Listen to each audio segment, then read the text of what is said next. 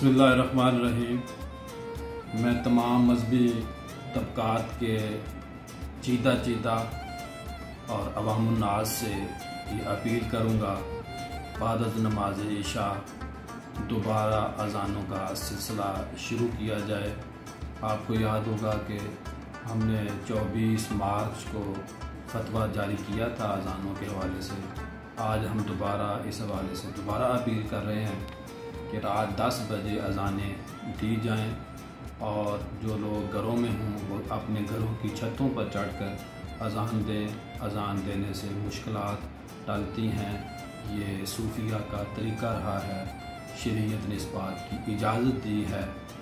आइए इख्तलाफ नहीं बल्कि रहमत के साथ जुड़कर हमें अल्लाह की जो ज़ात है उस ज़ात से अपने गुनाहों की माफ़ी भी मांगनी चाहिए और उसके साथ साथ अल्लाह को राज़ी भी करना है।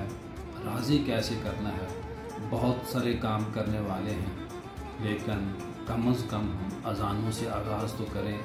हमने नाजायज़ मुनाफाखोरी को भी छोड़ना है, झूठ को भी छोड़ना है।